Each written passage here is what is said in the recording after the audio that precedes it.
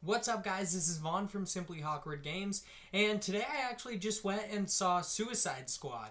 Being a big DC fanboy, I was actually really excited to go see this movie, and I think it's basically in the same boat as Batman v Superman in is like critics say it's mediocre, but fans say it's fantastic kind of a thing.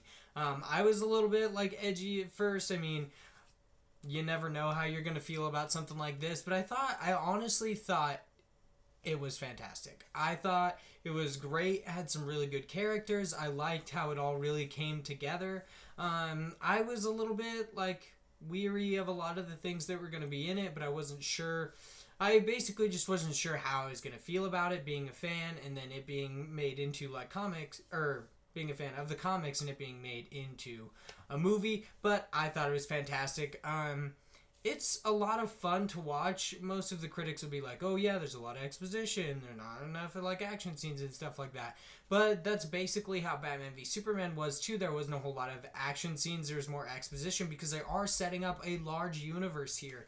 I mean, I feel like a lot of people need to make sure they understand that, is that they are setting up a big like universe. It isn't like how Marvel did it where it was like action, like all sorts of stuff. Like, they were making a universe, but they were keeping it secret. DC is coming out, they are making a universe, and they're doing it, in my opinion, I can't say the right way, because Marvel made a great universe. They did it their own way. DC's doing it their own way. I mean, they're doing it essentially in reverse.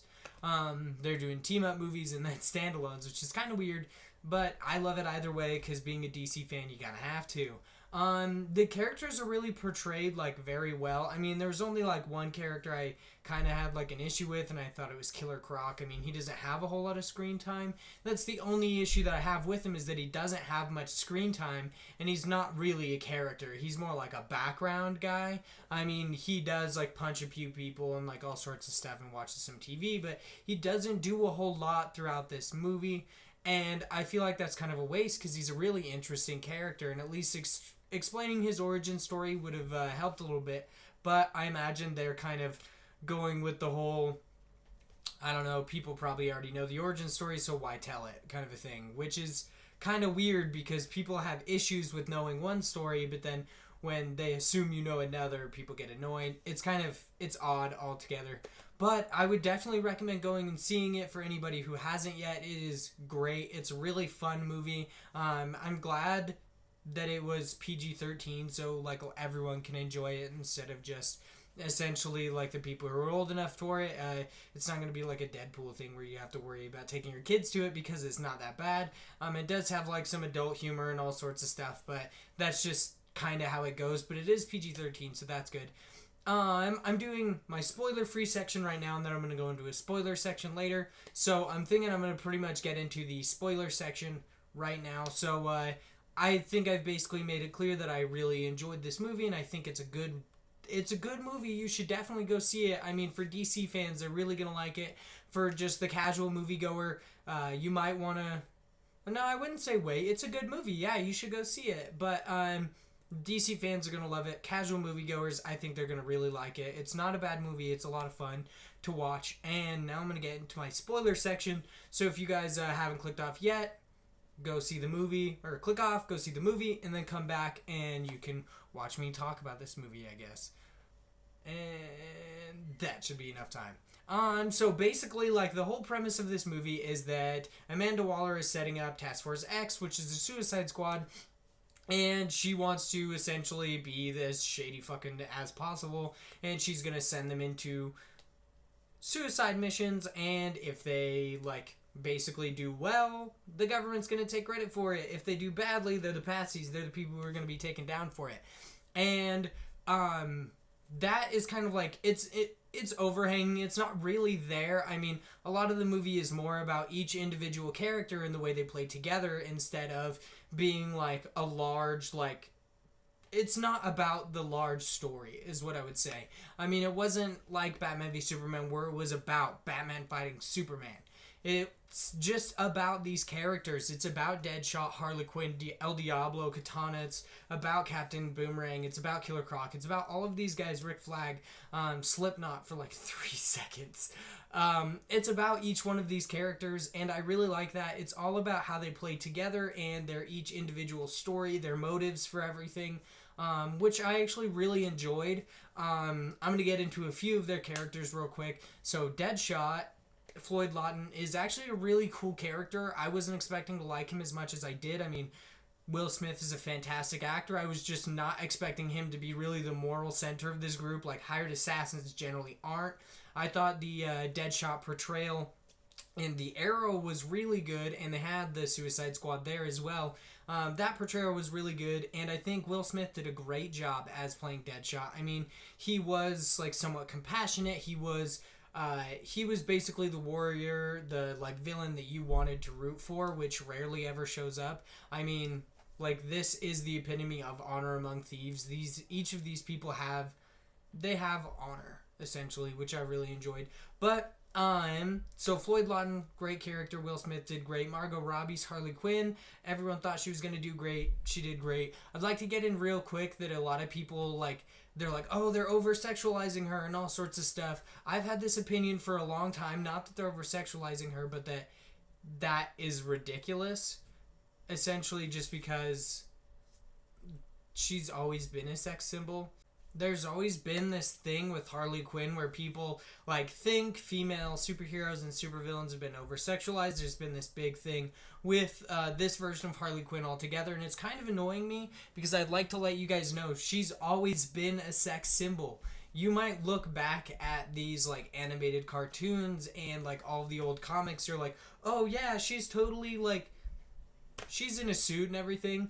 Yeah, she's in a suit, but she's in a tight-ass suit. You have to think about the ages that she was written in. She was a sex symbol at that time because that's what essentially everyone's wearing dresses, everyone's wearing things that aren't revealing.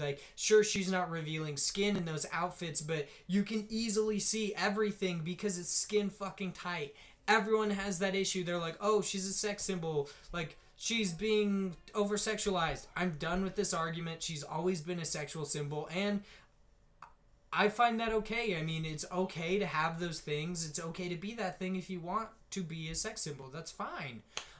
So I don't think she's being over-sexualized. I mean, I probably would be annoyed if they did it with a guy superhero because it wasn't the way I wanted him to be portrayed. But if he was always portrayed that way, then it would be different. If I love Booster Gold. If he was portrayed as somewhat greedy and selfish, I wouldn't be like, oh, fuck, dude, that's not how I want Booster Gold. That's how Booster Gold is. That's who he is. He went back in time just to become famous and make money. Fame and fortune is what he wanted as a superhero. But getting off on a weird tangent there. I thought Margot Robbie's Harley Quinn was fantastic. I've heard that she really enjoyed playing the role, so I'm excited to see her come up later. And there was definitely some scenes between her and Joker which were pretty fantastic. I mean, I will say that there was a lot that I would have wanted to see, but I know they're going to do an extended cut just like they did with Batman v Superman. There was some things in the trailers and stuff that we didn't see in the movie, so I know they're going to do a release of a DVD with 30 extra minutes just like they did with the Ultimate Edition. I'm 100% sure of that fact. Basically, there was a few things left out, in the trailers, they had it in the bar and stuff like that.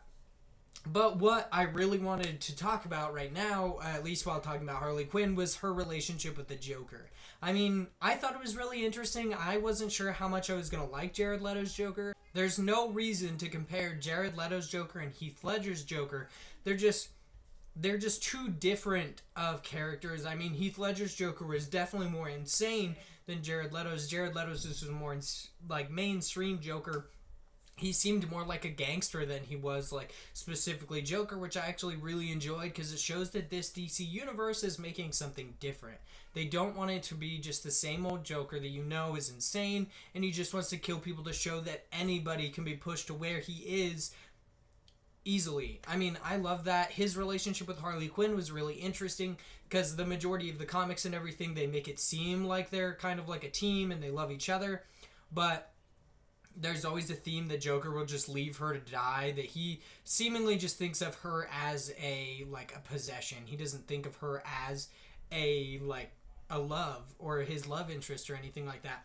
But in this movie, he actually does. Like, those are in the comic books I was talking about. In this movie, it seems like he actually does love her. I mean, he does some stuff that's kind of sketchy and everything, but he is a sketchy character. The Joker is on the fringe of what it is to be sane and insane. Or actually, he's insane.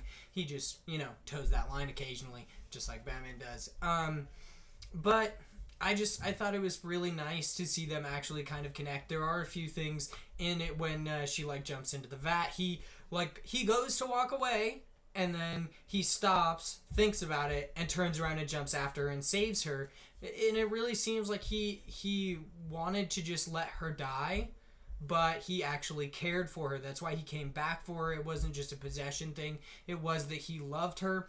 When the plane falls and she thinks Joker dies, that sucks. It does suck. I mean, I actually was kind of rooting for the two, even though they're villains. I actually enjoyed the two as a couple. I thought it was pretty awesome. And then I would recommend definitely waiting until the credits roll on this one, because there is a small end credit scene in a way where turns out Joker's not dead. He busts into Blackgate and saves her. He pulls her out. I think that's fantastic. I'm pretty sure that's the setup for Batman's standalone movie, is that Joker and Harley are fucking shit up. I'm so excited to see that. I think it's going to be fantastic. I can't wait to see more of these movies coming out. I mean, Batman standalone, Wonder Woman standalone. I hope they do a Flash standalone, because I love Ezra Miller's Flash. He actually pops up in this, which I thought was awesome. When it shows the original characters' backstories, a lot of them are caught by Batman. Harley was caught by Batman. Deadshot was caught by Batman. Basically, Batman's villains were caught by Batman, even though Killer Croc wasn't. That's basically just because he was in the sewer. But Captain Boomerang is caught by the Flash, which I thought was awesome, because Captain Boomerang is actually in the Flash's rogues gallery. He is a Flash villain, and I love Ezra Miller's Flash. I think it's going to be fantastic. I'm just so excited to see all this stuff unfold. I love the end credit scene where you see essentially Bruce Wayne flip through the folder. He sees Enchantress, Ezra Miller. He sees Arthur. I mean, that's how he knows who these characters are, and that's the setup for this larger a large-scale universe, the Justice League universe, and I'm so excited to see all of it. I mean, all these characters, they weren't all fleshed out. This movie was not made for everyone. It was made for DC fans. If you're not a DC fan, you may not enjoy it, but it was a great movie. I would definitely recommend going and seeing it, even if you aren't a DC fan. It was fantastic. I loved it. My girlfriend, not even a DC fan, and she really liked it. It has a great soundtrack. It's just a really overall good feel, and it's a good movie. If you guys like this video, make sure you like it down below. Make sure you click that subscribe button to get all my upcoming content, whether it's games, movies, comic books, Funko Pops, anything like that. Make sure you guys click that subscribe button so you guys can get those. I post Monday through Friday. I don't post on the weekends. That's just, I don't know. I just don't want to. And that's about it for me today. If you guys would like to see more, make sure you subscribe. Make sure you leave a comment down below to tell me how you guys, what you thought about Suicide Squad. And make sure you follow me on Twitter at Simply Hawkward. We can chat about anything, comic books, politics if you want. I mean, we can literally talk about anything, games, movies, yeah, anything. So, yeah, I hope you guys have a great day.